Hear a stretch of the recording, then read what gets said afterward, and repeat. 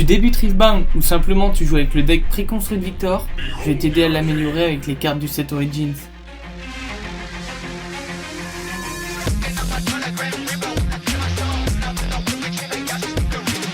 Ok, d'abord on va commencer avec une review, si je peux dire, du deck préfet de Victor et quelles modifications on pourrait apporter avec des cartes uniquement du set Origin pour l'améliorer. Donc la légende, de toute façon, on n'a pas trop le choix, ça va être celle de base. Donc ce qui fait que chaque tour on peut la taper en engageant une énergie pour pouvoir invoquer une recrue. Donc le champion choisi, on voit, c'est quand on joue une carte pendant le tour de notre adversaire, on crée une recrue. Ça, dans ce deck là ça a son sens, mais dans celui qu'on va faire, on va plutôt utiliser l'autre Victor, leader, on reviendra dessus après. Les champs de bataille, on gardera probablement les mêmes.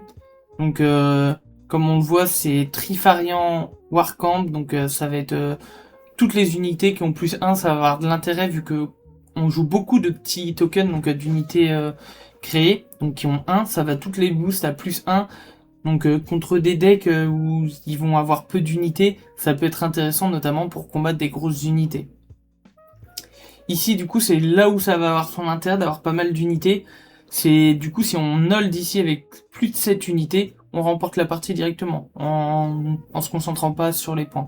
Donc ça, l'idée, ça va vraiment d'avoir un maximum d'unités, donc là, ça va prendre plus de sens avec le deck qu'on va faire que celui-ci, je trouve. Là, on va avoir, du coup, quand on conserve, on crée une unité dans notre base. Basique, j'ai envie de dire, il y aura pas beaucoup mieux pour Victor dans le set 1. Les runes, on va avoir 6-6 entre les Mind et les Order. On va jouer avec des gears. Donc le Orb of Regret qui va permettre de baisser de 1 pendant ce tour jusqu'à un minimum de 1. Alors dans l'idée c'est pas trop mal dans le sens du fait qu'on ait des unités qui n'est que 1 au départ. Mais on va se rendre compte qu'en fait ça va être beaucoup utilisé en early game. Parce que dès qu'on va avancer, que la personne en face va mettre des unités à 6, 7, sinon on n'a pas réussi à développer notre jeu, à avoir beaucoup d'unités, ce gear va pas être très utilisé. Malgré que son coût soit que de 1, donc assez intéressant. On va avoir le Mushroom Pooch, donc qui va nous permettre au début de notre tour, si on a une carte face cachée sur un champ de bataille, de pouvoir piocher un. Donc pouvoir recycler notre main. Comme on peut le voir, pas mal de spells. Bon, c'est moins de la moitié, mais l'idée ça va être de pouvoir les spam quand même. Donc on a Call the Weak, qui est pas mal. Ça, on reviendra dessus après, mais il y a certains decks contre lesquels ça va pas être très utile. Hidden Blade, toujours utile. Consult the Page, pratique pour piocher. Smoke Screens, qui va permettre de baisser les might d'un adversaire. Back to Back. Sprite Call. Stupefy. Grand stratagème, qui est un peu S-tier sur Victor dans le premier set. Au niveau des unités, on va avoir pas mal de petites unités qui vont être à attraper en début de partie. Donc Soaring Scout, Idiot Apprentice et Ravenbloom Student. Après, on va avoir un peu plus de cartes pour développer le jeu, comme Noxian Drummer, Heimerdinger, voilà. Et après, on va avoir plus du late game, on va dire, ça va être Cruel Patron, Jeweled Colossus et Race of Echoes. Du coup, là, on va passer sur la création du deck. Donc, du coup, on va prendre celui-ci.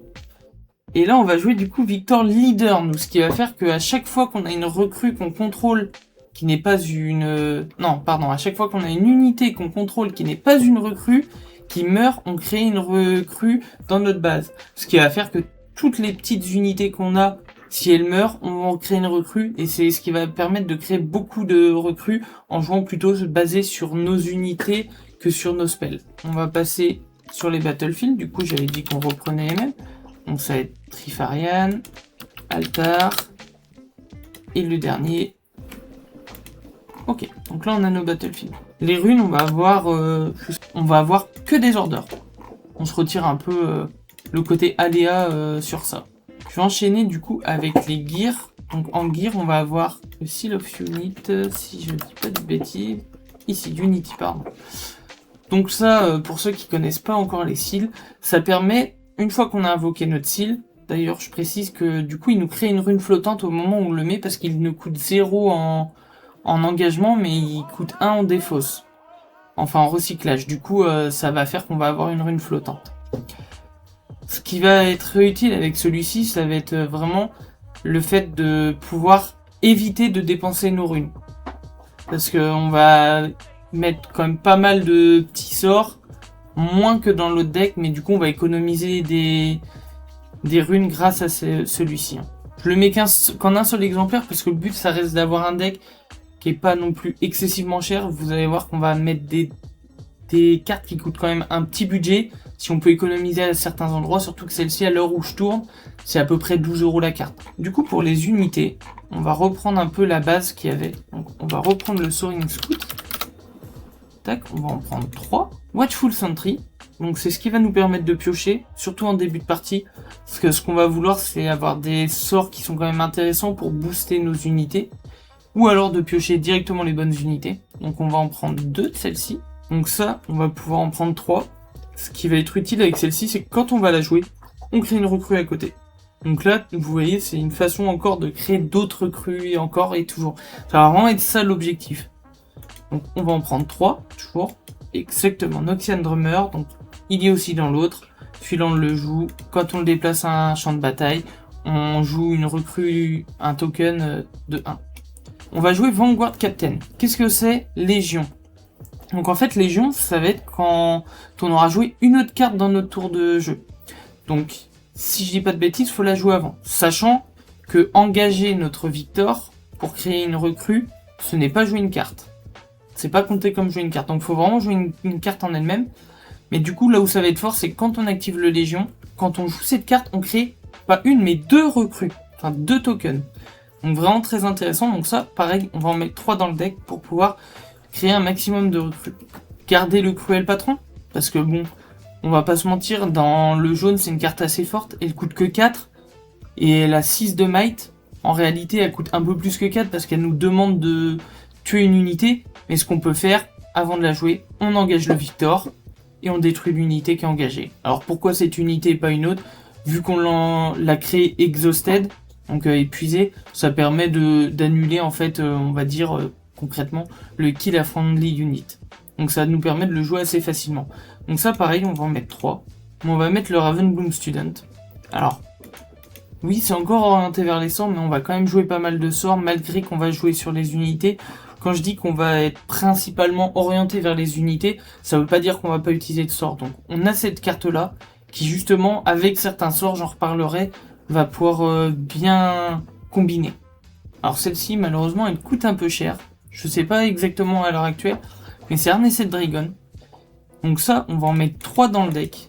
Moi, pour l'avoir joué en tournoi, alors c'était un tournoi, on était 15 si je dis pas de bêtises, et j'ai réussi à finir 5ème ex aequo jusqu'au 2ème, donc 2, 3, 4, 5. Ça m'a pas mal carry. Parce que dès qu'on va tomber sur des decks, notamment orange, comme Volibear par exemple, dès que ça met une carte, on peut la tuer grâce à ça. Vous verrez, on a des sorts qui aident aussi, mais ça nous permet de tuer une unité, engager l'unité qui a un might de 6. Franchement, cette carte m'a pas mal aidé, et je vous laisserai essayer le deck de toute façon. Là, vous voyez, je suis sur TCG Arena. Je vous invite de toute façon à recréer le deck et à faire quelques parties pour voir et vous habituer. Et peut-être que dans une prochaine vidéo, je me ferai une partie pour vous montrer comment moi je joue ce deck-là. Donc celui-ci, on va en mettre 3 aussi, je l'ai mis, ok. Donc là, c'est tout pour les unités. Si je récapitule, on a quand même pas mal de cartes qui ont des petits coups, comme les Soaring Scout, les Watchful Sentry, mais qui ont des petits might. On a des cartes qui vont être... Oui, je vais pas parler, mais il y a Ravenbloom Student aussi. On a aussi tout ce qui est un petit peu plus cher, mais du coup, qui vont nous permettre de créer beaucoup d'unités. Donc là, globalement, on a celle-ci qui nous permet de créer une recrue à chaque fois. Celle-ci, à chaque fois qu'elle se déplace vers un champ de bataille, ça veut dire qu'on a tout intérêt. Par exemple, si on la joue, je dis une bêtise, on la pioche en main de départ. On joue en deuxième tour de jeu. Donc ça veut dire qu'on commence avec 3 runes. On peut très bien la mettre. Le joueur joue en face. Et nous, du coup, on l'envoie sur un champ de bataille pendant notre tour de jeu pour conquérir un champ de bataille. Soit un champ de bataille où il y a déjà une unité, ou là où il n'y en a pas. Et si à la fin du tour du joueur, en gros quand on hold, quand on conserve le champ de bataille, on a toujours cette unité avec la recrue. On peut toujours laisser la recrue pour poser une unité. On peut retirer cette unité pour pouvoir la renvoyer vers un champ de bataille et recréer une recrue. Et du coup, on a aussi Vanguard Captain dans cette suite-là qui va permettre de nous créer beaucoup de recrues. Donc 2, c'est assez énorme, on va pas se mentir. Cruel Patron qui va nous permettre de l'entrer assez facilement pour peu cher. Et du coup, avoir pas mal de might, ça va être utile contre des decks qui sont assez agressifs avec des grosses cartes. Je pense notamment au rouge. Je reste toujours dans l'optique du 7-1. Mais par exemple du Darius, etc. qui peut rentrer des Darius rapidement, qui ont pas mal de might, ça peut aider. Et le Harnessed Dragon, dont je vous avais parlé juste après. Donc les sorts, on va voir les sorts et on va parler aussi du sideboard. C'est là qu'il va prendre son sens. Tout de suite, je vous remets les Call the Weak. Alors Call the Weak, très fort, ça permet nous, tout simplement, de sacrifier une unité. Pareil, même principe que pour le Cruel Patron. On peut taper notre légende, jouer une recrue et la détruire avec Call the Weak. On tape le Victor, comme ça on crée une recrue, on détruit notre recrue Exhausted pour le même principe que tout à l'heure avec le Cruel Patron. Comme ça on détruit notre unité et c'est pratique, alors à utiliser principalement quand l'adversaire a que des grosses unités ou alors qu'une seule unité qui peut nous embêter. Je pense notamment au deck Kai'Sa, donc au 7-1. Kai'Sa, s'il fait rentrer sa Kai'Sa en accéléré pour aller conquérir tout, on peut lui supprimer sa Kai'Sa grâce à ça, sauf s'il a un Defy, etc. Mais ça, après, c'est un autre aspect du jeu. Donc Call the Weak qui est utile, mais par contre, attention, Call the Weak, contre des decks Victor ou autres, ça peut perdre son sens. Je vous inviterai à les mettre dans le sideboard si vous jouez contre un Victor, parce qu'en fait, vu que Victor va presque tous les tours créer de l'unité, bah il va simplement supprimer son unité. Donc perd un peu son sens contre ça. Et plus largement contre Azir, etc. Mais ça, c'est dans les sets suivants. Donc ça, contrairement au deck préconstruit, on en met 3, alors que le deck préconstruit en mettait que 2. Très fort, ça permet également de créer pas mal de tuer pas mal d'unités en face, donc de nous se libérer des champs de bataille pour conquérir. Donc malheureusement, ça donne pioche à 2 à l'adversaire, mais bon, faut bien une contrepartie. Pareil, on peut la mettre en cachet sur un champ de bataille pour justement donner un doute à l'adversaire, et également l'utiliser sur nos unités. Ça veut dire si par exemple on a plusieurs recrues sur un champ de bataille, on peut l'utiliser sur une de nos unités pour piocher si on est un peu en galère de pioche. Donc Siphon Power, qui ne coûte pas si cher, et qui si en plus on avait réussi à choper le Seal of Unit avant, nous coûte que 2 runes engagées, qui permet sur un champ de bataille de donner plus 1 à toutes nos unités. Donc si admettons on a 4 recrues, c'est-à-dire qu'on a 8 de might, si en plus on est sur le Trifarian, c'est-à-dire qu'on passe carrément à 12 de might. Donc c'est assez énorme. Sachant que l'adversaire, lui, par contre, descendra à -1 à toutes ses unités. Donc s'il a qu'une unité, par exemple, je dis une bêtise, il a une unité à 7, bah ça le fait descendre à 6, nous ça augmente, et ça peut permettre de gagner des petits duels, des petits showdowns. Falling Comet, on va en prendre 2.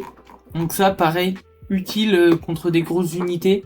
Si par exemple vous avez gardé des runes à votre fin de tour, et que vous voulez conserver un champ de bataille et qu'on envoie une unité, Falling Comet 6, c'est toujours très fort.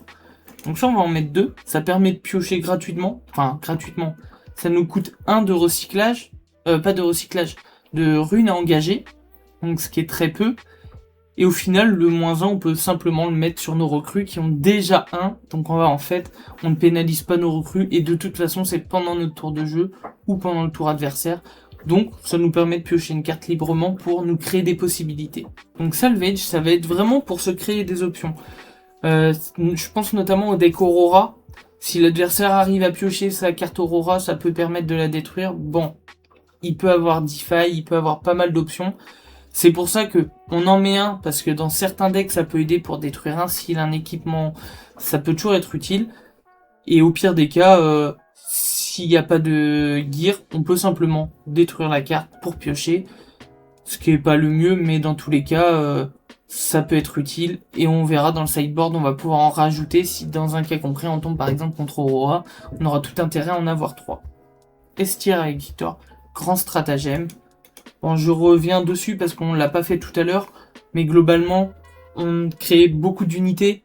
Donc ça peut clairement nous sauver un tour si par exemple on nous envoie, je prends par exemple Volibear encore une fois parce que c'est un deck qui dans le set 1 permet d'avoir des unités très fortes. S'il nous envoie une unité à 12 et qu'en fait on a deux pauvres unités, je dis une bêtise, on a un Ravenbloom et un Watchful Sentry, il a une unité à 12, on peut mettre un +5 sur les deux. Bon là ça suffit pas, je prends le mauvais exemple parce qu'au final on passe à... Si on passe à 13, donc c'est parfait. Et en fait j'ai fait le bon exemple. On passe à 7 et à 6, et du coup ça permet de face son unité. Donc ça peut créer des occasions, pareil, finir son tour avec pas mal de runes de côté. Toujours, je reviens dessus, mais on voit que ça coûte 3 en recyclage de runes. Donc toujours, Seal of Unity qui a encore son intérêt. C'est pour ça, si on peut avoir le luxe de l'avoir, faut le mettre. Voilà à peu près pour la version que je dirais... Moi, la version en tout cas que j'ai jouée, vu que je joue exclusivement en français avec Loïc, c'est la version que moi j'ai jouée pendant les tournois, etc. qu'on a pu faire sur les 7-1. Et j'en suis pas mécontent. J'ai eu des bons résultats avec. Ce qui a été le plus compliqué, c'est le rouge, mais je pense que pour le 7-1, pour beaucoup de gens, rouge, c'est assez compliqué. Parce que c'est assez agressif, ça met rapidement des cartes assez fortes. Donc ça te laisse pas trop le temps de développer ton jeu, ça te tue tes unités avec des sorts. Donc c'est assez embêtant, mais sinon sur l'ensemble des decks, c'était pas trop mal. J'ai rencontré un ou deux Victor, et franchement, je m'en suis très bien sorti contre. J'ai remporté mes matchs contre les autres Victor avec ce deck-là. Donc franchement, je pense que c'est pas trop mal. Et n'hésitez pas à me dire en commentaire ce que vous en pensez. Jouez-le, faites-moi un retour, que je puisse avoir aussi vos retours. Et bon jeu à vous, abonnez-vous.